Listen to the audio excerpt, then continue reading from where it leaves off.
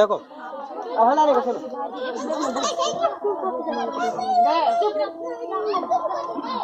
देखो ऐसे क्लास चालू होता है तो बोला मत करो, ठीक है? चलो उसमें रिकॉर्ड हो जाता है।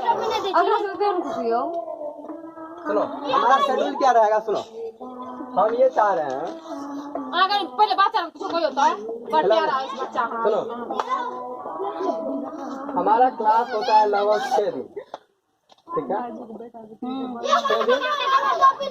तो अब जैसे आज चालू कर दिए क्या, इसलिए अगर चालू कर दिए तो आज संडे है तो संडे मंडे 2 दिन नहीं, संडे ट्यूजडे, इसके बाद ट्यूजडे वेडनेसडे, ठीक है? इसके बाद Tuesday Wednesday Sunday Monday Tuesday Wednesday Thursday Friday Saturday, यहाँ से शुरू होता है फ्राइडे की लिखिए भैया। ये तो छुट्टी हो गया, ये तो छुट्टी हो गया। बाकी ट्यूजडे थर्सडे और सैटरडे 3 दिन हिस्ट्री, ठीक है? और संडे हमारा टेस्ट में चल जाएगा, अभी तक पढ़ाएंगे कुछ दिन, लेकिन संडे मोटा मोटी टेस्ट में चल जाएगा। और ये 3 दिन, ये 2 दिन हो गया जरूरत, ठीक है? वो जरूरत के हिसाब से जरूरत थोड़ा कम पढ़ाएंगे। क्या जब एक चीज समझा देते हैं, थोड़ा ध्यान से सुनो। हमारे जो पूरा जो सिलेबस है ना कंपटीशन का, खासकर स्पेशली बिहार वाले एग्जाम का, ये ध्यान से सुनो। बिहार एग्जाम का भागले खेला जो भागले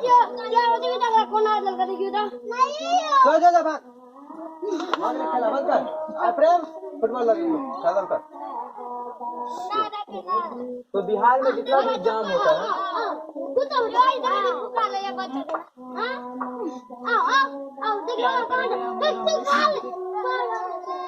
आशीष ऐसे बोला जो चुन मुड़ रे जो गए कहीं नाम क्यों रे जो चलो जो बाहर जो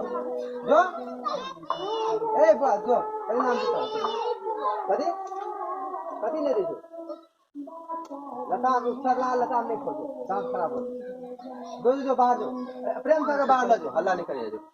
सुनो तो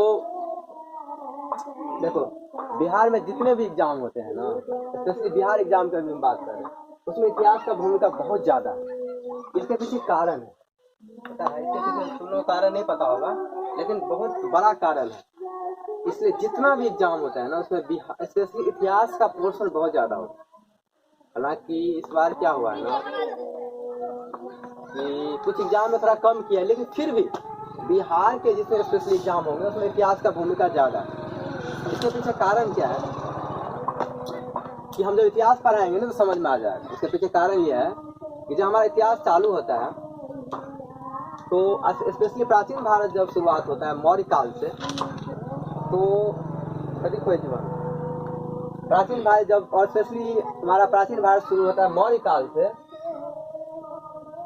तो वहाँ पे क्या है ना, मौर्य काल के और बौद्ध जैन धर्म, स्पेशली बौद्ध धर्म, जब जैन धर्म की बात करते हैं बौद्ध धर्म, तो ये सब सारी घटना सारा का सारा बिहार का ही घटना। तो चाहे तुम ध्यान सुनो, चाहे तो तुम सेंट्रल का एग्जाम दो, सेंट्रल मतलब इंडियन गवर्नमेंट का कोई एग्जाम दो, बताते हैं क्या है, या तुम बिहार गवर्नमेंट का दो, उसमें ये पोर्शन आएगा ही। एक चीज और समझा देते हैं, तुम लोगों को ये कंफ्यूजन होगा, हर एग्जाम का एक सिलेबस पैटर्न है। क्या है? ऐसे नहीं कि हम कुछ भी पढ़ते हैं, हर एग्जाम का एक सिलेबस है। क्या है? सिलेबस। और वो सिलेबस उस एग्जाम को ध्यान में रख कर बनाया जाता है। जैसे एक उदाहरण के लिए देते हैं, अगर हम मैथ ही पढ़ते हैं, सुनो मैथ पढ़ते हैं, तो अगर तुमको बैंकिंग का एग्जाम देना है, समझो ध्यान से, और तुमको एसएससी का एग्जाम देना है, दोनों में क्वेश्चन के लेवल में अंतर होता है। इसलिए होता है क्योंकि बैंकिंग को जो जरूरत है उस हिसाब से वो मैथ पूछेगा, एसएससी को जैसा मैथ चाहिए वैसा पूछेगा। तो बैंकिंग में क्या है, फास्ट कैलकुलेशन उसको चाहिए, क्योंकि बैंकिंग में हमको बैठ के क्या करना है, स्पेशली कलर की बात करें, कलर क्या क्यों। एसएससी में क्या है कि उसमें भी फास्ट है, लेकिन उससे उतना फास्ट नहीं चाहिए, इसका क्वेश्चन थोड़ा हार्ड है। इसीलिए पता है मेंस में तो स्पेशली इंग्लिश और मैथ ही पूछता है, इसके मेंस पेपर में स्पेशली मैथ और इंग्लिश ही थे। मतलब आप एक पेपर दे दिए पीटी वाला, उसमें 25-25 है सब, जीएस भी है, मैथ भी है, रीजनिंग भी है, लेकिन इसका जो मेंस पेपर होता है, सेकंड पेपर होता है, उसमें स्पेशली इंग्लिश और मैथ ही है। तो हमारे बिहार वाले बच्चों के लिए एक ये भी समस्या होता है, क्योंकि मैथ तो फिर भी चल जाता है, लेकिन इंग्लिश की समस्या के कारण हमारा ये कोशिश रहता है कि आप बिहार एग्जाम में थोड़ा ज़्यादा फोकस करें, जैसे कि बिहार एसएससी, ठीक है, या बिहार पुलिस मान लिया आने वाला है, जो ग्रेजुएट है वो बिहार दरोगा, इस तरह के एग्जाम में थोड़े चांसेस बढ़ जाते हैं निकालने। और उसके अलावा टीईटी है, मान लिया जाए टीचर वाला एग्जाम हो गया, तो ये सब कुछ एग्जाम होता है जिसको आप फोकस करके चीज़ों को निकाल सकते हैं। और अब हमारा दूसरा सवाल है, ये तो सिलेबस का बात होगी, इतिहास की भूमिका। हम इतिहास की भूमिका इसलिए बात कर रहे हैं, जब हम मौर्य काल की बात करते हैं और गुप्ता पीरियड सब, तो अधिक से अधिक पोर्शन वो हमारा बिहार का ही स्टोरी है इतिहास। वो तो अगर सेंट्रल वाला भी इतिहास पढ़ाएगा ना, केंद्र वाला भी, तो वो ये बिहार के ही लेकर वही अशोका के बारे में पढ़ाएगा, ठीक है, या चंद्रगुप्त का कहानी बताएगा। तो ये हमारा ये इंटरेस्टिंग फैक्ट है, इसलिए इतिहास का अधिकतर एग्जाम है, थोड़ा क्वेश्चन का पोर्शन ज्यादा हो। जैसे बीपीएससी में तो खूब इतिहास का ही क्वेश्चन पूछता है, तो 50 क्वेश्चन तो इतिहास से ही रहा, बिहार का इतिहास प्लस आपका पूरा देश का इतिहास मिला कर लगभग 50 क्वेश्चन, मतलब 150 में से 50 क्वेश्चन तो सीधा सीधा उसी का रहा। ये तो इसका महत्व की बात करते हैं। दूसरा बात क्या है, जब हम महत्व की बात करें, ये तो नंबर के लिए हो गया। दूसरा, जब हम जो इतिहास पढ़ते हैं इसमें अंतर क्या बता दें। हम क्या है ना कि वन लाइनर फॉर्मेट नहीं रखते हैं, हमारे पास ये चीज फायदा है। जैसे हम ज्योग्राफी भी पढ़ाते हैं ना, तो किताब से पढ़ाते हैं, इतिहास भी पढ़ाएंगे ना, तो उसका एक स्टोरी के माध्यम से उसे समझ में आता है चीज, क्या होता है, समझ में आता है। मतलब क्या, इतिहास एक अगर आप ब्रेक डाउन करके पढ़ते हैं, ब्रेक डाउन करके मान लिया जाए आज का नाम क्यों पढ़ा, भारतीय इतिहास का स्रोत, इसके बाद शुरू में जो है पाषाण काल के बारे में कुछ पढ़े, या आप जनरल ऐसे कुछ पढ़ते हैं सीधा पॉइंट उठा ले कहीं का आधुनिक भारत है तो समझ में आए। इतिहास का एक क्रम है, उस क्रम पर हम थोड़ा बात करते हैं, फिर हम उससे देखेंगे कैसे पढ़ते हैं हम लोग इतिहास, ठीक है ना। एक इतिहास का एक क्रम है। देखो इतिहास का क्या मतलब है। अच्छा, एक चीज और है इसमें हम बात कर लेते हैं। इतिहास एक तो हम ज्योग्राफी क्यों पढ़ा है, पहले इसके बारे में बात करेंगे। इतिहास का ज्योग्राफिकल दृष्टि से ये थोड़ा ये है ना, थोड़ा पेचीदा मामला, लेकिन उसका हम बात कर रहे हैं कि देखो, एक हम टॉपिक लिए ज्योग्राफी, ठीक है ना, जिसमें हम अभी जो टॉपिक कवर कर रहे थे, उसमें एक टॉपिक है यूनिवर्स, ठीक है, सुनो ध्यान, तो बोलते हैं ब्रह्मांड।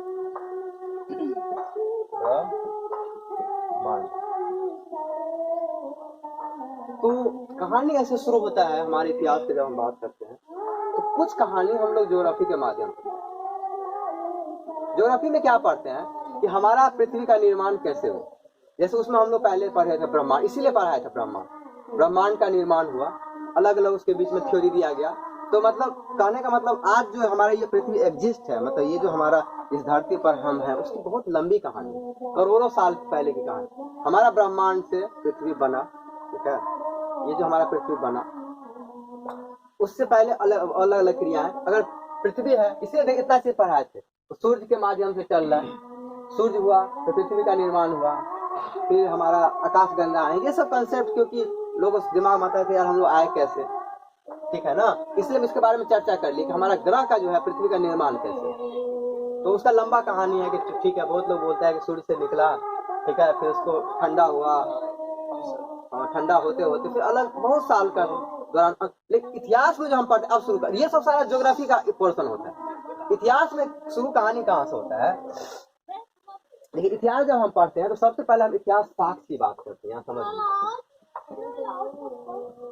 इसको एविडेंस बोलते हैं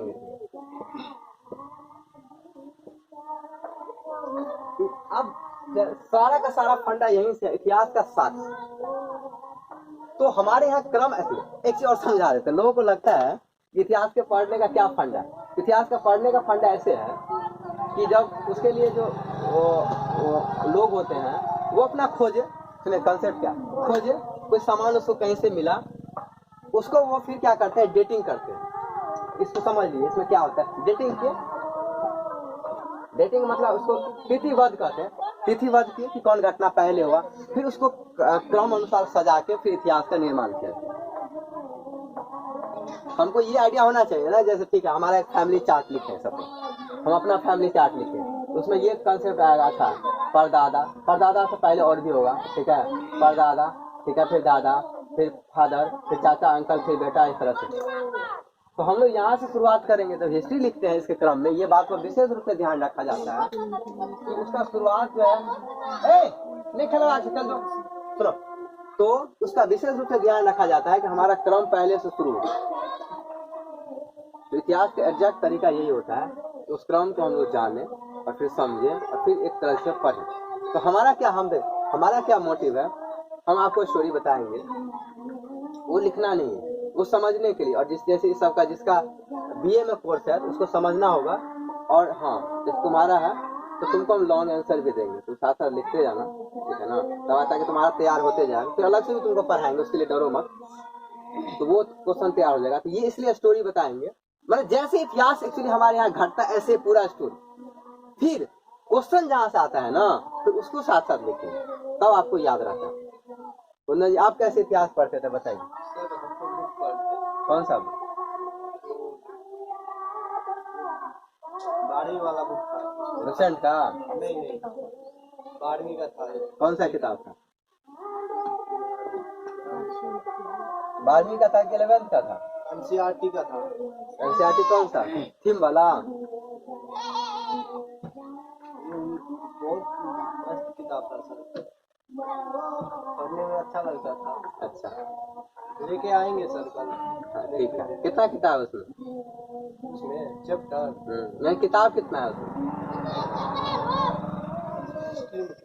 नहीं सर, एनसीईआरटी का बुक है, एक ही? मेन बुक है। एक ही? हाँ, ठीक है, कितना मोटा है? हाँ हम बात कर ले, ठीक है।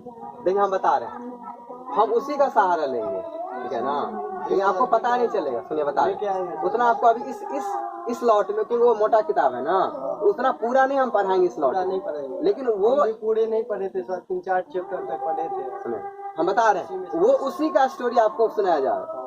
वो जो किताब है ना, क्योंकि वो पूरा स्टोरी के माध्यम से लिखा हुआ है, ठीक है, ये सही बोल रहा है कि मतलब हमारा समझो सिंपल सा बात क्या है, हमारे बिहार बोर्ड में जो 11th का किताब है ना और 12th का किताब है ना, ये बहुत सुंदर किताब डिजाइन किया है हिस्ट्री, और ये इतना प्यारा किताब है, ये किताब जो है यूपीएससी वाला भी पढ़ता है और बीपीएससी वाला भी पढ़ता है, स्पेशली हिस्ट्री की बात कर रहे हैं। इतना सुंदर किताब डिजाइन किया गया है, इसको हालांकि पूरा पढ़ के आप, ऐसा नहीं कि पूरा क्वेश्चन यूपीएससी का आ जाता है, लेकिन इसमें जो चीजें लिखी गई है ना बहुत अच्छे तरीके से लिखी है। एक इस किताब का सबसे बड़ा खासियत क्या है ना कि क्रमबद्ध तरीका है। तो हमारा क्या अभी मोटिव है, हम आपको एक हिस्ट्री का एक झलक दे देंगे, और सेकंड लॉर्ड जो पढ़ाएंगे, सुनिए ध्यान, उसमें हम इस किताब का एक एक चीजों को पढ़ाएंगे। वो थोड़ा लंबा टाइम कर लेंगे, ये कम टाइम का कोर्स है थोड़ा सा, जिसमें हम चाहते हैं अगर बीच में पुलिस वाला वैकेंसी आ जाए तो एक बार हिस्ट्री खत्म हो जाए। मेरा ये टारगेट है कि एक बार हिस्ट्री खत्म हो जाए, इंपोर्टेंट पॉइंट जहाँ से क्वेश्चन आते हैं। समझ हमारा क्या मोटिवेशन समझो तुम, कि अगर बीच में हमारे वैकेंसी आ जाएगा तो फिर इतना अगर कब मतलब हम ज्यादा पढ़ के क्या फायदा होगा, फिर हमारा मिलेगा नहीं क्वेश्चन। इसमें क्या है कि ये आपको स्टोरी इसका सुनाया जाएगा लेकिन लिखाया नहीं जाएगा, क्वेश्चन वही कराया जाएगा जो एग्जाम में, समझे मोटिव। सेकंड लॉर्ड जो पढ़ाएंगे तो फिर इसका डिटेल एक एक चीज पढ़ाएंगे, इसमें से छूटेगा। ये हमारा टारगेट, अभी आपको पता नहीं था लेकिन हम बता दें। तो ये है। अब सवाल आता है, वो किताब बड़ी अच्छा है, तो अब है सुनो, हिस्ट्री का रिटेल मतलब लिखने का क्या मतलब बताओ।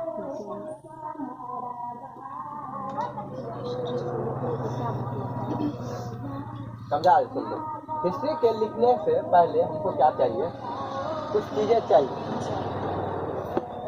सुनो, 2 दिन पहले हम कहीं कुछ खोजे, ठीक है, साक्ष्य मिला, उसका हम लोग डेटिंग करते हैं, फिर इससे एज निकालने का प्रयास करते हैं। क्या करते हैं, एज, कितना एज का आयु, कितना इसका आयु है, क्या है, ठीक है। फिर इसको हम लोग क्या किए, क्रमबद्ध किए, कौन सी घटना पहले हुई, अभी पता चलेगा तुमको ये क्या कहने का मतलब है।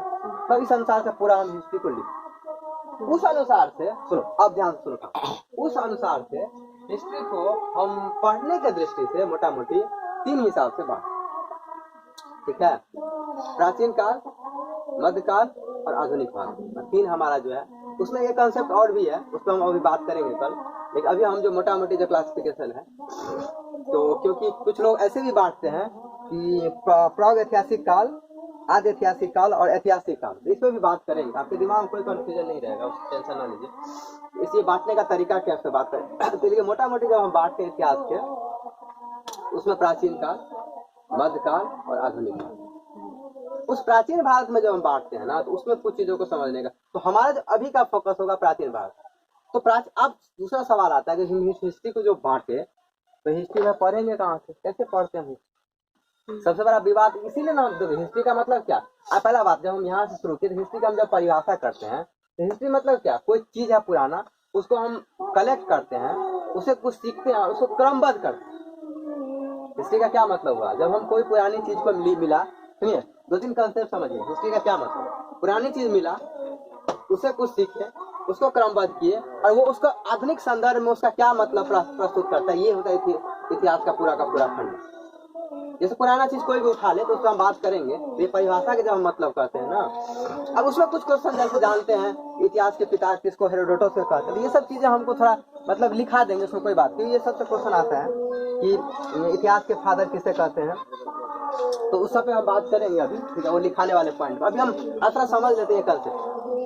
तो हम अब देखिए, प्राचीन भारत का जो कुछ चीजें हैं, हमारा प्राचीन भारत, मध्यकालीन भारत और आधुनिक भारत, 3 भारत हो गया।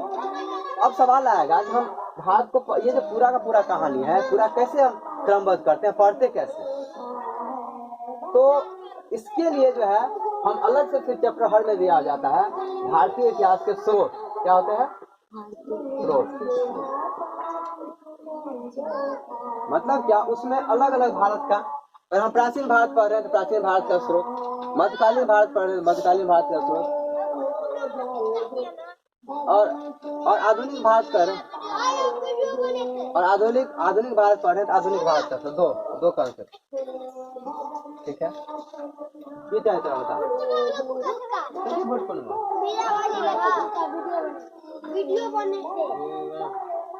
तो कल सब खत्म हो गए ना, ओला उखाड़ लेगा जो वो छोटा वाला लड़का, ये क्या उखाड़वा के।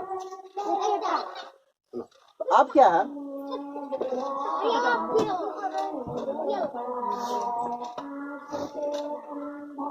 अब ध्यान से, अब फिर हम आगे समझते हैं। जब इतिहास को आप पढ़ते हैं, अच्छा पता है हम लोग तो पढ़ लेते हैं ऐसे सीधा ही, लेकिन जो इतिहास लिखते हैं ना, उसके पास बड़ा मगजमारी होता है। वो मगजमारी इसलिए होता है कि उसको ये नहीं पता चलता है, मतलब वो इतना जुगाड़ कर करके लिखता है ना इतिहास को, ताकि गलती ना हो जाए। अब हम जब स्रोत की बात करते हैं, इसलिए पहला चैप्टर किताब में होता है स्रोत का ही, हमारे भारतीय इतिहास का स्रोत, हम लोग चीजें कहाँ से पढ़ते, उसमें 2 स्रोत मेन होता है, ठीक है ना, कल पर लिखाएंगे।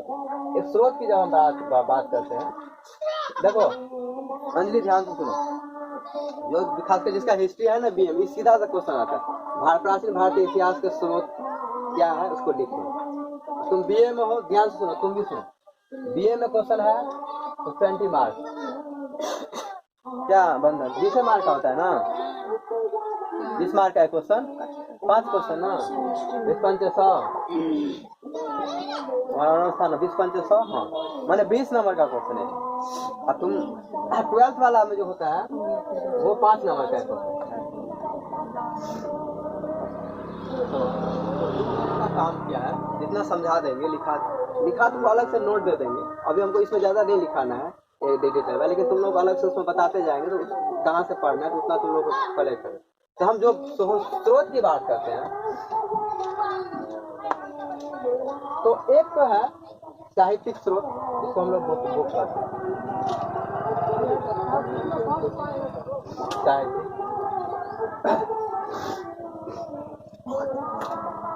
और एक क्या बोलते हैं,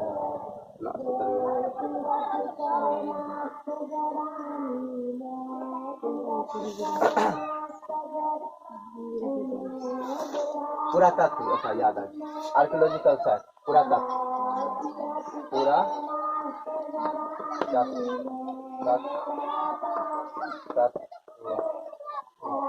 पुरातत्व मतलब ये है, इसको लिटरेरी बोलते हैं। अभी लिखना नहीं है, आजकल लिखवा देंगे लिटरेरी।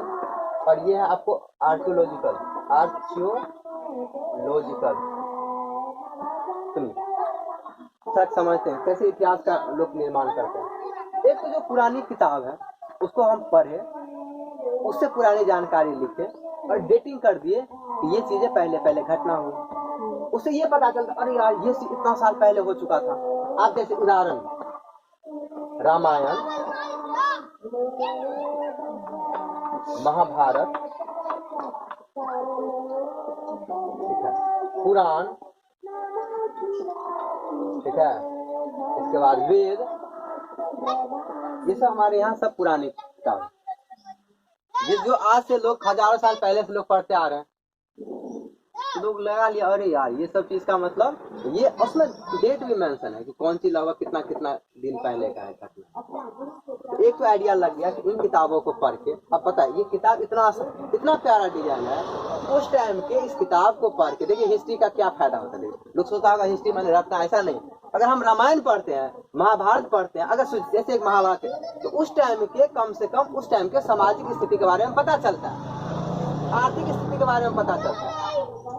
कैसे पता चलता है समाज? आप सोचिए, यहाँ पे एक सबसे बड़ा उदाहरण हम जो देते हैं कि द्रौपदी का जो केस है हमारे पास, और एक जुआ का केस, तो समझिए द्रौपदी का और जुआ का केस, मतलब अगर द्रौपदी और जुआ वाला केस को मिला दीजिए, इससे अच्छी स्थिति तो आज है महिला की। जो हम कह रहे थे कि जमाना खराब हो गया, ऐसा नहीं है, जमाना पहले भी खराब है। अगर आप स्त्री को जुआ में लगा रहे, उसमें रानी की बात कर रहे हैं, इसका मतलब सोचिए कैसा स्थिति होगा महिलाओं। तो ठीक है ना, हम ठीक है उसमें कृष्ण जी हैं तो हम हर चीज को, ऐसा नहीं है कि हर चीज अच्छा ही है उस टाइम। तो हम क्या जान ले, महाभारत से उस टाइम के सामाजिक स्थिति के बारे में जान, ऐसे आंसर लिखते हैं हम लोग मेंस में। बाकी ऑब्जेक्टिव वाला तो बता देंगे जब कैसे क्वेश्चन आता है। तो ये देखिए एक स्थिति आ गई। अच्छा ठीक है, रामायण का ही बारे में बता। रामायण के बारे में एक स्टोरी आता है, अब कितना सही है कोई नहीं जानता है, कि एक कोई था आपका नीचे जाति का कोई लोग, एक बार कोई कथा हो रहा है, सुनिए उसमें राम की बात है। आप लोग आश्चर्य लगेगा कि इतनी बड़ी बात है। एक कोई कथा होता है राम का, उसमें कोई नीचे जाति के लोग होते हैं, तो जिसको हमारे यहाँ अपने लोगों से भी नीचे, इसको मुसर या इस टाइप को बोलते हैं। हालांकि ये भाषा यूज नहीं किया जाता है हमारे संविधान में, गलत माना जाता है। मतलब जिसको हमारे यहाँ पे बोलते हैं शेड्यूल ट्राइब्स से शेड्यूल कास्ट, ठीक है। तो वो सुन रहे थे, तो कहा जाता है राम जी जो है उसको कान में उसको बोले, आदेश दिए कि नहीं, ये नीचे जाति को ये सुनने का अधिकार नहीं, उसके कान में शीशा पिघला के दिया गया। सोचिए राम जी जिसको हम इतना आदर करते हैं, वो लोग भी ऐसे काम करते हैं। देख कितना सही है ये बात हम नहीं जानते, लेकिन जो बाहर चीजें आती है, तो कहने का मतलब ये हुआ कि जो आज जो डिवाइड देखा जाता है हमारे यहाँ समाज में, वो चीजें आज से नहीं है। अब हम आते हैं इसके एज पे, ये सब चीजें कितनी घट। तो देखिए इस सब का साक्ष्य हमारे पास है, किसके रूप में? किताब के रूप में। साहित्यिक स्रोत मतलब हुआ किताब के रूप में। इसको हम लोग अच्छा, साहित्यिक स्रोत का सीधा सा मतलब होता है कि किताब के रूप में। क्या है कि किताब है हमारे पास। अब चाहे किताब, अब उसमें हम लोग पढ़ लेंगे, ठीक है, कि महाभारत कौन लिखे, रामायण कौन लिखे, तो वो तो क्वेश्चन आता है, उसमें हम लोग बात करेंगे, ठीक है, क्योंकि क्वेश्चन वहीं से आता है। लेकिन ये सारे स्रोत है, ठीक है ना, पुराण है, वेद है, वेद कितने हैं, तो ये सब क्वेश्चन में हम लोग पढ़ लेंगे कि वेद कितने हैं, पुराण कितने हैं, तो क्वेश्चन उससे भी आता है। लेकिन हम पहले ये कहानी थोड़ा जानने का प्रयास करेंगे कि क्या चीज हो रही है।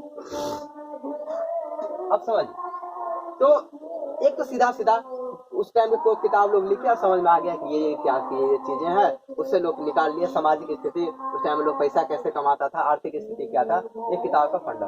दूसरा जो स्रोत होता है जिसको हम लोग आर्कियोलॉजिकल साइट यानी पुरातात्विक स्रोत बोलते हैं। इसमें होता क्या है कि हम चीजों को खोद के निकालते हैं, या पुराने चीजों को जो हमारे पास, इसमें भी बहुत सारी चीजें हैं, स्थापत्य है, शिलालेख है, स्तंभ लेख है, इसके बाद बहुत सारी चीजें हैं। तो आर्कियोलॉजिकल हिंदी लिख देते हैं, मतलब पूरा पुरातात्विक यह या जो भी है उसको कल ठीक कर लेंगे। पुरातात्विक स्रोत, इसका क्या है फंडा? चीजों को खोदे या पुरानी चीजें जो भी हमारे हैं, जैसे ताजमहल है, जो भी चीज उसके आधार पर, मतलब इसमें तो सीधा सीधा किताब है, लेकिन इसके अंतर्गत बहुत सारा चीज है। स्थापत्य कला है, उसमें हम नाम लिखा देंगे, बस स्थापत्य कला है, ठीक है, और कोई शिलालेख है या स्तंभ लेख है, ये सब सारा इसके अंतर्गत है, ठीक है। अब जैसे सिंधु घाटी सभ्यता के बारे में कैसे पता चला, कोई बताओ हमको। किताब से। सिंधु सभ्यता कौन बोल रहा है? किताब बड़े मार मारेंगे, इतना देर पढ़ा यही था। सिंधु सभ्यता, ठीक है। इसके बाद अशोक का पिलर, अशोक का खंबा उसको बोलते हैं। वो रेल का जब पटरी वो बना था ना उस टाइम में, तब उसका खुदाई होती तब पता चला। जैसे स्थापत्य में ताजमहल, स्थापत्य में ताजमहल,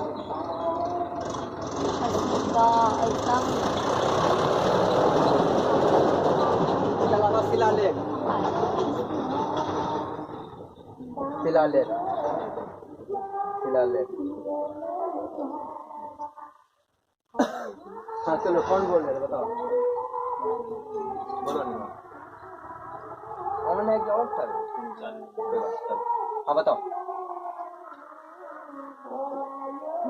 चंपावती क्या पूछ तो कह देना। कौन बताएगा? सिंधु घाटी सभ्यता के बारे में कैसे पता चलता है? क्या चीज एज के बारे में? नहीं, एज नहीं पूछे, मैंने जैसे हम अभी इतिहास की स्रोत में बात कर रहे हैं ना, तो कैसे हमको पता चलता है सिंधु घाटी? सुंदर जी बताइए। मतलब वो स्थान का नाम होगा, जो उत्खनन किया होगा।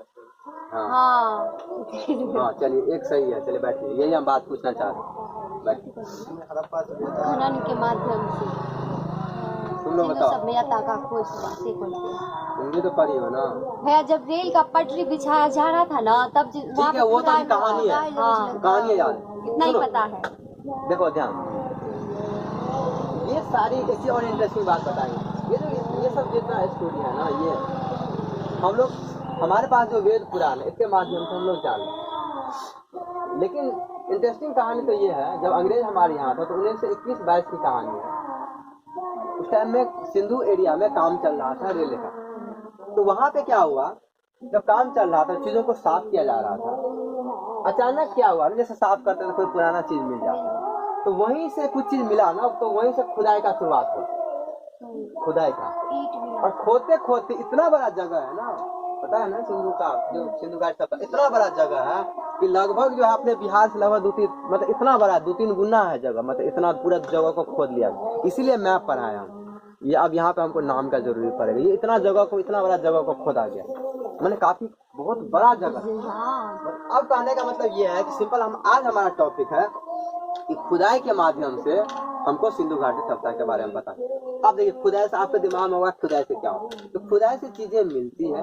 जैसे मान लिया जाए उसका ईंटा मिला, ठीक है, उसके अंदर बर्तन मिले, खिलौने मिले, गहना मिला, चना का अंश मिला, हल मिला, मैंने इत्यादि चीज। उससे लोग, सुनिए सुंदर जी बात मत कीजिए, उससे लोग इन्फ्लुएंस लगाते हैं। उससे लोग, देखिए हम अभी क्या किए, स्रोत मिला, उससे फिर लोग मतलब लगाते, अरे यार ऐसे लोग रहता हो, चूड़ी पहनी, इसका मतलब उस टाइम में भी लोग श्रृंगार करती है। हाँ ठीक है बोल रहे हैं, लिपस्टिक, ठीक ही बात बोले, लिपस्टिक, मतलब उस टाइम में भी लोग लिपस्टिक का चलन था। कहने का मतलब ये है कि उस टाइम में भी लोग इतना, ये सारा चीज, अनाज का भी था, इसके बाद खिलौना भी था, बैल था। तो इससे ये पता चलता है, इससे ये पता चलता है कि उस टाइम में भी लोग इस सब चीज से अवगत होंगे। अब दूसरा सवाल डॉट होगा एज को लेकर। अब यहीं पे हम थोड़ा एज की बात करते हैं, जो इसका क्वेश्चन था। अब खो तो दिए, हमको ये कैसे पता चलेगा कि ये इतना साल पुराना है, ठीक है ना। वैसे देखिए, एक चीज और बता दें, हम इतिहास क्रम अभी नहीं लिखे। इतिहास का जब क्रम आता है, हमारे यहाँ जो घटनाएं घटती है ऐसे कि आदि मानव, सुनो ध्यान, गपन करो, आदि मानव, पाषाण काल, मतलब इतिहास का जो क्रम लिखा गया, आदि मानव हुए जो पेड़ पौधे पर आते, फिर पाषाण युग आया, पत्थर, उसमें 3 काल है। पाषाण युग आया, ठीक है, इसके बाद तो उसी में तीन है। इसके बाद ताम्रपाषाण युग आया, उसमें कांस्य युग आया। तो कांस्य युग में ही ये सिंधु घाटी शब्द आया। सुनो, कांस्य युग आया। इसके बाद सुनो तो, और दूसरा पाषाण युग हो गया। इसके बाद सिंधु सभ्यता हो गया। इसके बाद वैदिक सभ्यता हो गया। वैदिक सभ्यता के बाद ठीक है महाजनपद का उदय होता है। पूरा स्टोरी कहानी लिंक अप है, सुनिए। और महाजनपद का उदय हो जाता है, फिर बौद्ध धर्म जैन धर्म आता है, फिर जो है हमारे पास मौर्य साम्राज्य का विकास। इस तरह से हमारा इतिहास चलता है। तो ये एक क्रम है जो हमारे यहाँ घटनाएं घटती है और उसी तरीके से पढ़ाया जो एग्जैक्ट तरीका है पढ़ने का। उससे ये पता चल, अब तुम्हारे दिमाग में क्वेश्चन आएगा अचानक, तुम्हारे पापा का तो नाम पता है, दादा का नाम नहीं पता है, फिर परदादा का नाम कैसे पता चलेगा? बीच में परदादा का नाम कोई बता दिया, बोले यार ये मजा नहीं आ रही, लिंक क्या है पता नहीं चल रहा। तो इसलिए हमको शुरू से परदादा, खरदादा, छेड़दादा सबका नाम पता है। तो तुम क्या करो, उसका सीक्वेंस बना लो, फिर तुम बोलो अच्छा कहा, तो तुमको ऐसे मजा, अरे यार हमारे परदादा इतने अच्छे थे, वो ये काम करते थे, तुम फिर सीक्वेंस करे। ये होता है। कहने का मतलब ये है कि हाँ, अब हमारे दोस्त इस पे आते हैं सवाल। इससे खुदाई पता चला, तो ये तो खुदाई घटना है 1921 का। जबकि एक चीज बता देते हैं, ये किताब बहुत पहले से है, ये किताब बहुत पहले से है। तो एक चीज और इंटरेस्टिंग बात होता है, ये जो सिंधु सभ्यता का खोज 1921 का 22 हुआ, इससे पहले कोई नहीं जानता था सिंधु। मतलब इसका मतलब हुआ 1921-22 से पहले सिंधु सभ्यता के बारे में पता ही नहीं था लोग। सुनो कहानी इंटरेस्टिंग। तो लोगों को लगता था कि ये हमारी सबसे पुरानी सभ्यता ये है, ठीक है। जैसे इसका खोज हुआ, फिर इसका डेटिंग पर, अभी डेटिंग पे बात करते हैं। डेटिंग से पता, अरे यार ये पता चले तो इससे भी पुराना चीजें हैं। यही इंटरेस्टिंग कहानी है। मतलब जिस चीज के बाद, हाँ, कोई ऐसा चीज थोड़े है कि ठीक है मान लो यहाँ इस तुम फील्ड में खोदे, तुमको ऐसा चीज मिल गया यहाँ पे जिससे तुम पता कि तो बोले 10 साल पूरे, और कहीं और बगल में खोदो तो पता चला वो तो 100 साल का है। वो तो तुम्हारी गलती है ना, तुम उसको बाद में खोदे, समझे तुम लोग क्या करे, तो तुम्हारी, वो तो तुमको बाद में, ऐसा तो नहीं है कि वो पहले से नहीं है। हाँ, अब सवाल आता है कि इसका एज कैसे पता चले। हम तो खोदे ना, तो फिर पता कैसे चलेगा कि अच्छा ये इतना, ये इससे पहले का, तो यहीं पे विवाद क्रिएट हो जाता है। इसी के लिए साइंस यूज करता है C14 में। नहीं तो समझो, 2 नंबर में क्वेश्चन आता है 10th में, सॉरी 12th में, कि C14 क्या है, ये कार्बन डेटिंग क्या है, समझे ना। अब तुम आज गेस्ट पेपर है तो उसको ले जाना, ये सब क्वेश्चन पढ़ना, उसके आंसर अब समझना और अब लिख के लाना दोबारा, ठीक है। अभी हिस्ट्री चालू हो गया तो वही आंसर लिखना, तुमको समझ में आएगा। ये पहला क्वेश्चन कि C14 क्या है और इसका कैसे उपयोग करते हैं डेटिंग के। तो C14 जैसे एक्चुअली देखो C क्या है ना, पता है हाइड्रोजन हीलियम किसको याद है? किसको याद है? Hydrogen helium lithium beryllium boron carbon chlorine neon sodium ऐसे ना, बाकी सब सुना क्या वो याद होता है जिसे वो काम में यहाँ तो पूछे छो, यहाँ तो चीज कार्बन होता।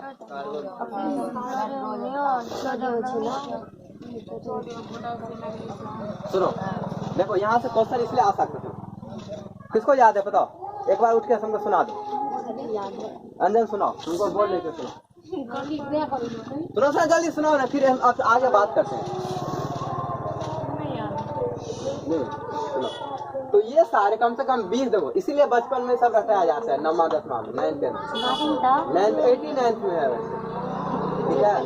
सुनो हाइड्रोजन, सुनो ध्यान से सब, hydrogen, helium, lithium, beryllium, boron, carbon, nitrogen, oxygen, fluorine, neon, sodium, magnesium, aluminium, silicon, phosphorus, sulphur, chlorine, argon, potassium, calcium. क्या हुआ तो ये चीजें देखो, तो ये आप सुनो, अब सवाल आता है ये कार्बन 14 क्या है। तो सुनो, तो कार्बन जो होता है C6 इसका परमाणु संख्या 6 होता है, लेकिन इसका जो वेट होता है ना, कार्बन हमारे नेचर में 2 होता है, C12 और C14। ये तुम लोग, ये पहला बात, ये क्वेश्चन यहीं से अराइज होता है, साइंस का क्वेश्चन रहता है ये 12 और ये 14 क्या। तो पहला क्वेश्चन यहीं से अराइज होगा कि अगर हम कार्बन डेटिंग करते हैं तो C14 और C12 का यूज करते हैं, क्या यूज करते हैं। पहला क्वेश्चन आ गया ऑब्जेक्टिव में, आप लोग गप मत कीजिए, क्वेश्चन छूट जाएगा। हम एक चीज बता रहे थे, हम जो बोलते हैं ना तो दोबारा वही नहीं कल अगले दिन पढ़ाएंगे, क्योंकि हम रट्टा मार के नहीं आते हैं, समझ लीजिए ये बात। तो इसलिए ध्यान से सुना कीजिए क्योंकि जो क्वेश्चन एग्जाम में आता है हमको दिमाग में रहता है यहाँ से क्वेश्चन आता है, तो आप लोगों को ऐसा नहीं, बहुत सारा चीज अगर नहीं लिखाएंगे ना तो जरूर बता देते हैं हम, अगर ऐसा नहीं है कि बहुत सारा चीज हमको एक बार एक लिखा ही दे। जैसे ये चीज आता है मेरे दिमाग में 12 14, अब ये पहला क्वेश्चन यही कि 12 14 क्या है, तो ये इसको समस्थानिक बोलते हैं। मतलब ऐसा कि कोई एक ही तत्व जिसका परमाणु संख्या सेम हो, क्योंकि कार्बन का परमाणु संख्या तो 6 ही होता है, लेकिन प्रकृति में वो 2 फॉर्म में एग्जिस्ट करता है, मतलब 2 फॉर्म में है, एगो 12 एगो 14 है। तो इस दोनों को क्या बोलते हैं साइंस में समस्थानिक। समस्थानिक, दोनों का स्थान एक है, कैसा स्थान, परमाणु संख्या का स्थान, लेकिन दोनों का भार अलग अलग है। तो जो हम कार्बन डेटिंग, मतलब कार्बन डेटिंग का मतलब कुछ नहीं होता है, कार्बन बता रहे क्या है कि इसको कार्बन के माध्यम से उसका एज पता करने के लिए उसको हम लोग कार्बन डेटिंग, तो इसमें हम लोग C14 का यूज करते हैं। किसका, यही पहला क्वेश्चन यही के कार्बन डेटिंग के लिए क्या यूज करते हैं, C14। क्या करते हैं, C14। आपको ऑप्शन में दे दे C12, C16, C18, क्यों नहीं, C14 ही कार्बन डेटिंग के लिए हम ही ऑप्शन में दे देंगे, आपको टेस्ट लेंगे तो C14 का प्रयोग होता है कार्बन डेटिंग में। चलो अब प्रोसेस जानते हैं इसका क्या हो, तब इसका एज के बारे में बताएंगे और BCSC फिर खत्म करेंगे। सुनो अब क्या है, देखो इसमें है क्या कि हर आदमी के अंदर में, ठीक है ना, आदमी हो, पेड़ पौधा हो, मनुष्य हो, सबके अंदर में क्या है ना, कार्बन से बना हुआ है। इसलिए एक 9th 10th में अलग से, 10th के बाद साइंस में एक अलग डिपार्टमेंट ही शुरू हो जाता है, हाइड्रोकार्बन। पता है ये बहुत बड़ा चैप्टर है, मतलब इसका समझाते इसका मतलब क्या है। मतलब ये है कि जितने भी पेड़ हो, पौधा हो, वही पेड़ पौधा पे अच्छी बात होगा, आदमी हो, जानवर हो, मनुष्य, उस सब के अंदर C है, C12 भी है और C14।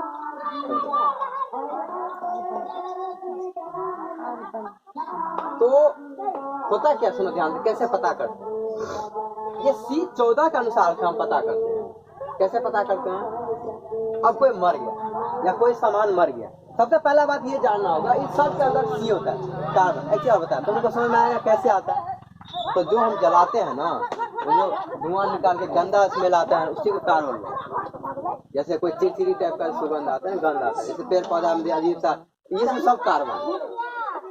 अब होता क्या है, जैसे ही कार्बन कोई चीज खत्म हो, मरा, तो वो खत्म हो, देखो ऐसे बताओ, लोग जिंदा रहा तो नहीं सड़ता है, जैसे लोग वाला मर गया आदमी, ठीक है ना, मर गया, अभी सड़ना शुरू हो गया, और जल्द इसको भगाओ, बुढ़वा को जला दो, मर जाएगा। कहे मर जाएगा भाई, क्योंकि अब ये कार्बन इसमें से सड़ना चालू हो जाएगा। तो देखो यही से आता है कार्बन डेटिंग, ये सड़ना चालू, ऐसे जीव में भी होगा, ऐसे जानवर में भी। एक तो उदाहरण समझ में, अब क्या होगा इसमें से C14 जो है, C14 क्या होगा ना, धीरे धीरे सड़ना चालू, C12 कहा जाता है ऐसे ही रहता है, लेकिन C14 जो है सड़ना चालू हो जाता है। इसके सड़ने का जो स्पीड है, सुना ध्यान, इसके जो सड़ने का स्पीड है, इसका जो रेट है, इसका जो स्पीड है, इसका जो रेट है, उसके आधार पे हम लोग बता देते हैं कि ये कितना साल पुराना। मतलब हम लोग सैंपल कलेक्ट किए, ठीक है, सपोज हम लोग बाढ़ उड़ में दह गए, आज से 1000 साल 10,000 साल पहले हम लोग खोद के निकाला गया, उसमें से निकालेगा, अरे यार देखेगा इसमें से, ओहो इसमें से खोद के इतना चीज बच गया है। मतलब ये देखो, ये पता अच्छी बात किसी के दिमाग में होगा, ये हम तो मर जाते हैं, उसमें कैसे बचा रहता है, तो हड्डी के अंदर भी कार्बन होता है, तो वो सब चीज तो बचा होता है, तो वो चीज के सैंपल निकाल के, अगर उसमें से मिट्टी भी है ना, तभी उसका सैंपल निकाल के हम पता कर सकते हैं कि इतना पोर्शन खत्म हो गया, इसका मतलब ये इतना साल पुराना ये चीज। कंचन चमका कुछ, तो ये होता है कार्बन डेटिंग का आधार होता है। तो पहला क्वेश्चन तुम्हारे लिए 2 नंबर का, ये कार्बन डेटिंग क्या है, चलो लिखो, तब हम मिटाते हैं। अंजलि लिखो, छुट्टी हो गया। एक चीज और बता देते हैं, सुनो, अच्छा नहीं तो लिख लो, तुम कार्बन डेटिंग क्या है, सब लोग लिख लो, आंसर लिख लो कम से कम। कार्बन डेटिंग क्या है,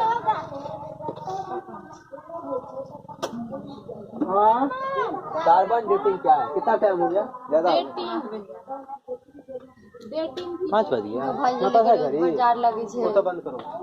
ले क्वेश्चन लिख लो, कार्बन डेटिंग। अब बंद करना मतलब ये नहीं कि ऐसे चल जाओ छोड़ सारे। कार्बन डेटिंग क्या है?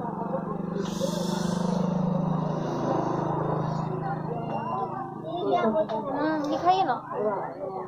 लिखा है क्या? अब तुम उसको घर से लिख लो। जी सर, क्या आएंगे? लेकिन दूसरा क्वेश्चन, प्राचीन भारत के स्रोत, प्राचीन भारत के स्रोत, प्राचीन भारत के स्रोत, ठीक है? उनको याद नहीं होगा क्या क्या बोल दिया हूँ। प्राचीन भारत के स्रोत। कितना मार्क में लिखेंगे? 5 मार्क में ना। हाँ और कुछ और